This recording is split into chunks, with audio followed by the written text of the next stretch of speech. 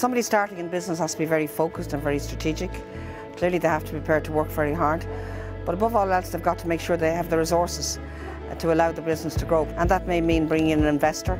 It's better to have 70% of something that's really successful than 100% of something that isn't.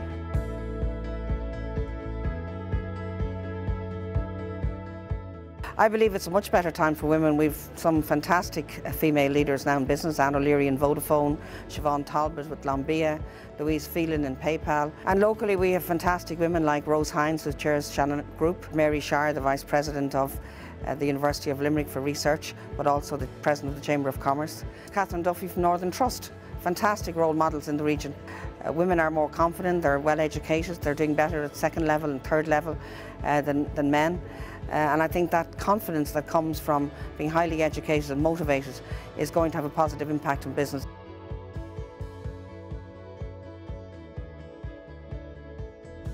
They need to make their voice heard. If they're being unfairly treated, they need advisors and mentors to help them.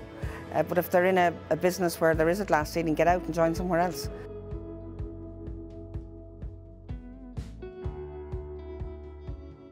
Yes, I think there's a pep in the step in Limerick. I come here a lot. Many of the new investments, Regeneron, even Jaguar out in Shannon. J&J is expanding, we've got Uber, we've got Northern Trust. And of course, the very exciting ambition of Limerick 2030. And the University of Limerick is very much going to be part of that. Well, Martin Naughton is somebody that has always inspired me. He's a very modest man, a very successful man that gives generously through philanthropy to many causes. Well, I admire Michael O'Leary. I admire his resilience and his determination. And look what he's done with Ryanair. Don't work with people you don't like. Be positive. My father used to say, if you can't say something good about somebody, don't say something bad.